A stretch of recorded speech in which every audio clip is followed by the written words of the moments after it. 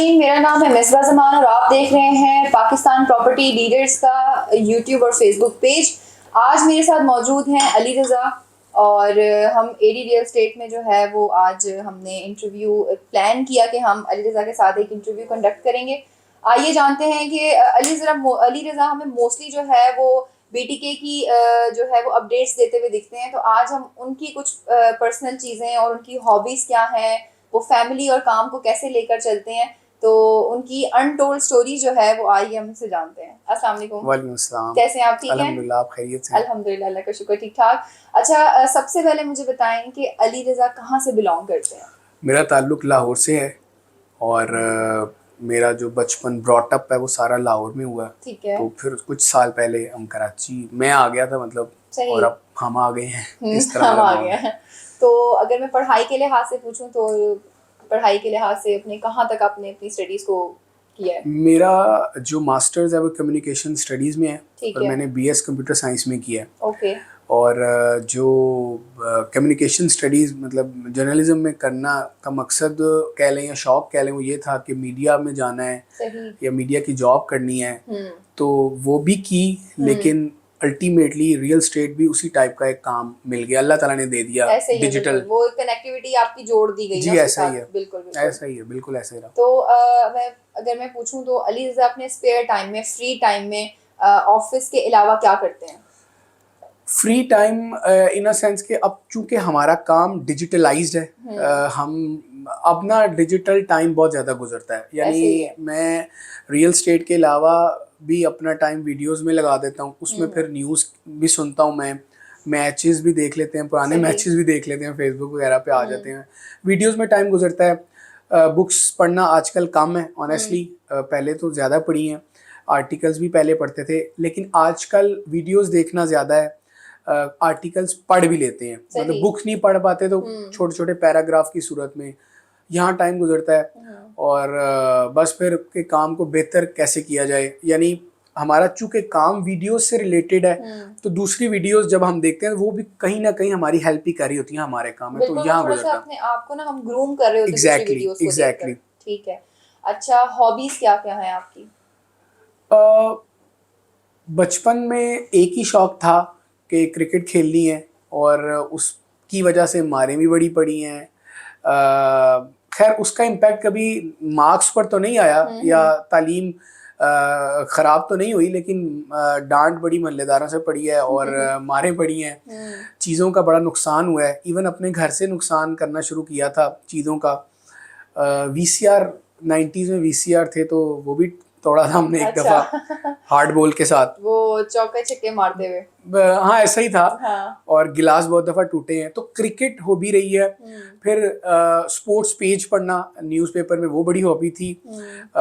जो आपको पता है कि संडे मैगजीन जब आता है या जो न्यूज़पेपर, हमारे घर ना 2 से 3 न्यूज़पेपर आया करते थे हर संडे को। सही।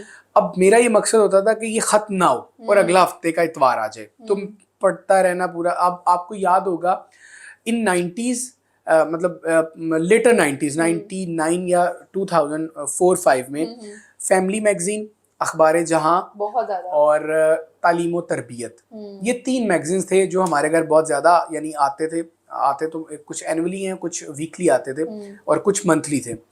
उसकी कोई यानी अपनी पसंद की चीज़ मैं नहीं छोड़ता था, पढ़ते रहना। और कुछ ऐसी चीज़ें भी हैं रिलेटेड टू स्पोर्ट्स, फन, वो हम दोबारा भी पढ़ लेते थे।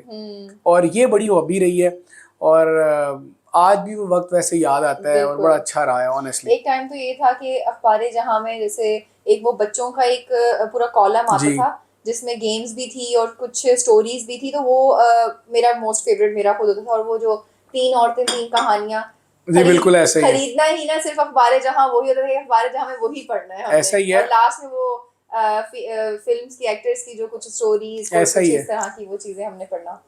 अच्छा, मुझे बताएं अली रज़ा कि फैमिली और काम को कैसे लेकर चलते हैं, मैनेज कैसे करते हैं? जब बैचलर थे तो उसमें ये था कि आप काम करते थे, कराची में आ गए हैं, जॉब भी की है मैंने कराची आकर, ये काम भी किया, तो डबल काम किया ऑनेस्टली। सोना था और बस, और कोई तीसरा मशगला था नहीं ऑनेस्टली। फिर जब अल्लाह ताला ने रिश्ता इज़्दवाज में मुंसलिक किया, फिर उसके बाद ज़रा जिम्मेदारियाँ भी आ गई, फिर अपने शहर वापस जाने का सिलसिला ज़रा फ्रीक्वेंट हो गया, जो कि जब अकेले थे तो ज़रा कम और लंबे टाइम के बाद जाते थे। फिर अल्लाह ताला ने बेटियां नवाज दी, तो उसके बाद फिर अब ये है कि अब ऑफिस के बाद जाकर फ़ोन को पकड़ने की ख्वाहिश होती है, लेकिन बच्चियां इजाज़त नहीं देती, ऑनेस्टली वो पकड़ लेती हैं। Exactly. और बहुत सारे नाजरीन जो गिला करते हैं कॉल ना अटेंड करने का, उसमें जो बहुत बड़ा हाथ है वो माशाल्लाह से मेरी शहजादियों का है कि वो फ़ोन काटती रहती हैं और लोगों को लगता है ये बहुत बिजी है, ये ऐसी कोई बात है, तो ऐसी कोई बात अमूमन होती नहीं है।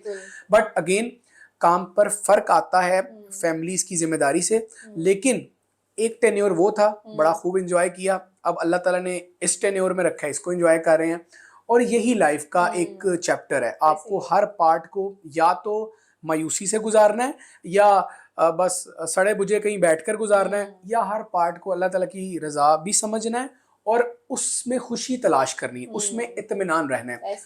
इत्मीनान, बहुत सारे लोगों का इत्मीनान चीज़ों से और कामयाबियों से मुंसलिक है, बहुत कामयाबी से। अगर कहीं ना कहीं आप 10वें नंबर पे भी आ रहे हैं, आप इत्मीनान है, आप खुश हैं, ऐसे ही है। तो ये लोगों की अपनी अपनी जो वैल्यूज हैं उन्होंने रखी हुई हैं। तो कभी भी लाइफ ना कांस्टेंट कभी नहीं रहती है, ठीक हाँ, है? हमेशा लाइफ में आपके अप डाउन ये चीजें आपकी आती रहती हैं। तो अगर आप समझते हैं कि यार अगर मेरा अभी ये टाइम बड़ा ही कोई खुशगवार गुजरा है, तो आपको नहीं पता कि अगले टाइम में आपकी ये चीजें डाउन भी हो सकती हैं। ऑनेस्टली तो अपने आप को बिल्कुल हर चीज के लिए मैं कहती हूँ आप प्रिपेयर करके रखें। बिल्कुल ठीक। अब मैं आपको एक बात बताऊं, आपने कहा ना कि कांस्टेंट लाइफ नहीं रहती, लाइफ कांस्टेंट होती नहीं है। बिल्कुल ऐसे बेजान चीज है, वो मूव नहीं करती। पानी अगर खड़ा रहेगा तो इट गिव्स बैड स्मेल। चलते पानी को सब पसंद करते हैं। इसी तरह लाइफ में उतार चढ़ाव आते रहते हैं और कामयाबी नाकामी, अच्छा वक्त बुरा वक्त, ये अल्लाह ताला की हुक्म के बगैर आ ही नहीं सकता। एवरीथिंग इज विद अल्लाह पाक। बेशक बेशक। तो बस यही है। अच्छा, तो अली रज़ा, अगर मैं कहूँ आपसे कि रियल एस्टेट के सेक्टर में या वैसे भी ओवरऑल भी, तो आप एडमायर किसको करते हैं? मैं रियल स्टेट से अलावा बहुत सारी चीज़ों को पसंद करता हूँ। स्पोर्ट्स अगेन, मुझे पर्सनैलिटी में आप किसको एडमायर करते हैं? शोबे, मैं ना शोबे के लिहाज से पसंद है मेरी, जैसे फॉर एग्जांपल मुझे कोई एक बंदा बताएं, आप कहते हैं यार मैं अगर मैं इसको देखता हूँ ना, ये मुझे बड़ा ही कोई पसंद है। मुझे शाहरुख खान बड़ा पसंद है। ओहो शाहरुख खान पसंद है। और मैं बहुत ऑनेस्ट बता रहा हूँ, कराची में जब हार्ड टाइम था तो अब लोग, हम एग्जैजरेट नहीं करते। बड़ा आदमी बनने के बाद ना जब वो एग्जैजरेट भी चीज़ों को करता है ना, तो उस पर यकीन किया जाता है, क्योंकि वो इतनी सक्सेस ले चुका होता है को ये यार ये ठीक कह रहा है। हकीकत इससे बरअक्स होती है एट टाइम्स। मैं मुश्किल वक्त में शाहरुख खान को सुनता था, यानी उसकी स्पीचेस, उसके बड़े इंटरव्यूज हैं जो आज भी मैं लोगों को कहता हूँ कि यार आप ये सुना करें। मैंने 200 इंटरव्यू सुने हैं ऑनेस्टली। मैंने विराट कोहली को बहुत सुना है। मैंने चूँकि क्रिकेट और फैशन या फिल्म इंडस्ट्री मतलब पसंद होती है नौजवानी में और सारा, मैंने बहुत सुना है। मैंने सचिन तेंदुलकर एक इंडियन प्लेयर हैं, उनको बड़ा सुना है। मैंने मोहम्मद यूसुफ पाकिस्तान के प्लेयर हैं, उनको सुना है। तो मैंने, यानी लोग मोटिवेशन मुख्तलिफ ज़राए से लेते हैं, मैंने मोटिवेशन इन लोगों से लिया। जहाँ मुश्किल, एक तरह बैड टाइम्स नहीं कहूँगा, मैं हार्ड टाइम जब आया ना, तो मैं कहता था यार मेरा हार्ड टाइम कम है, इन लोगों का ज़्यादा है। अब हमारे पास तो यहाँ रहने की जगह थी, उनके पास तो वो भी नहीं थी। तो मेरा ख्याल, मैं फिर उनसे मोटिवेट होता था, कम अज़ कम ये ज़रूर मैं कहूँगा कि थोड़ी देर के लिए मैं हो जाता था। फिर अगेन वो अपनी मुश्किलात एक तरह याद आ जाती हैं, लेकिन मैंने इन लोगों से मोटिवेशन ऑनेस्टली ली है। अच्छा, अगर जैसे मैं ये कहूँ कि अभी तो ये टाइम जो है 2024 ये स्टार्ट हुआ है, लेकिन इससे पहले रियल एस्टेट के सेक्टर में जो है काफ़ी डाउन हमें चीज़ें देखने को मिली हैं। तो क्या लगता है आपको कि 2024 कैसा रहेगा? मिसबा, ऑनेस्टली जो डाउनफॉल है प्रॉपर्टी का, मैं वो इस साल भी देख रहा हूँ।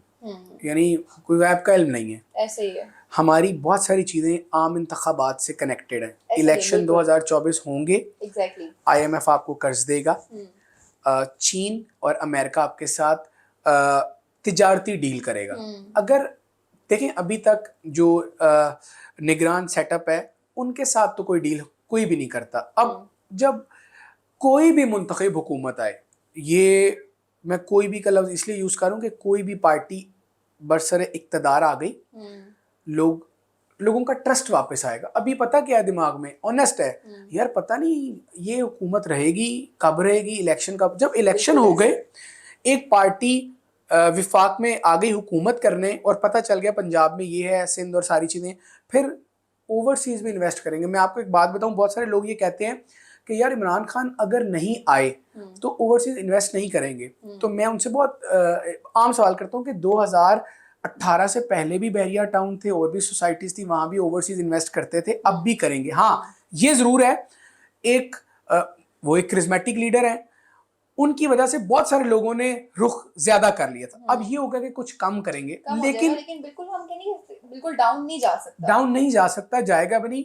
2024 में रियल स्टेट और बाकी कारोबार का जो सर्कल और साइकिल है ये इंतखाबात के इर्द गिर्द घूम रहा है, और हमें लग रहा है कि इंतखाबात यानी थोड़ा डिले हो सकते हैं। बाकी सियासी चीज़ों का मुझे बिल्कुल इल्म नहीं है।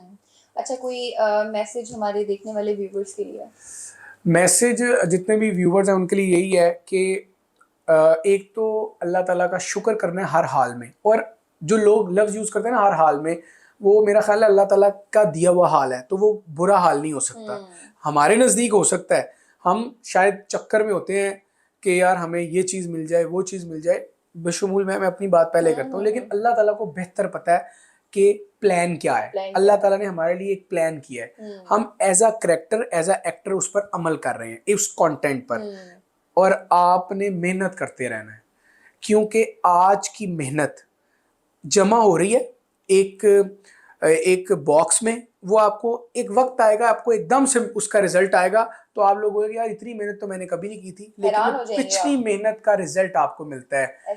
मुश्किल टाइम है रियल स्टेट पर, बट मुश्किल वक्त बेहतरीन इंसान, बेहतरीन पर्सन और लीडर पैदा करता है। बिल्कुल, और वही चीज़ है कि अगर आप पे मुश्किल वक्त आया तो आप छोड़कर उस चीज़ को भागे ना, आप उसका सामना करें, क्योंकि बहुत सारी चीज़ों में हम डर के हम इधर उधर हो जाते हैं, हम कहते हैं यार नहीं, जब सही होगा ना हम वापस आ जाएंगे। नहीं, अल्लाह पाक ने आजमाइश डाली है तो उसको फेस करें, और उसका अच्छा बेनिफिट भी आप एक टाइम पे आप हासिल जरूर करेंगे। बिल्कुल ऐसा ही है। चलिए, thank you so much Ali आपका, और काफ़ी अच्छी आपसे जो है वो गुफ्तगू रही, और माशाल्लाह हमेशा ही आपके साथ एक अच्छा ही टाइम स्पेंड होता है। Thank you very much, thank you so much. और मैं आपको इनवाइट करूंगी हमारे ऑफिस के लिए, कि आप हमारे ऑफिस जरूर आए, और तभी हम आपसे बैठ के जरूर एक अच्छी एक कॉन्वो आपसे रहेगी। तो नाज़रीन, आपने देखा जैसे मेरे साथ मौजूद थे अली रज़ा, और जिन्होंने हमें जो है वो काफ़ी पॉजिटिव चीज़ें और काफ़ी प्रोडक्टिव चीज़ें बताई कि रियल स्टेट पर जो है अगर ये टाइम अभी मुश्किल है तो अच्छा टाइम भी हमें देखने को मिलेगा। तो बी रेडी, और मतलब कि अगर आप अपनी चीज़ों में आप पोटेंशियल में रहें, इंशाल्लाह अल्लाह पाक बेहतर वक्त ज़रूर लेकर आएगा, और आ भी रहा है। ऐसा नहीं कि बिल्कुल ही डाउनफॉल है, चीज़ें बेहतर हो रही हैं और वक्त के साथ साथ बेहतर होती रहेंगी। मज़ीद इस तरह की इन्फॉर्मेटिव वीडियोज़ देखने के लिए हमारा चैनल सब्सक्राइब करें। Thank you so much for watching. अल्लाह हाफिज़।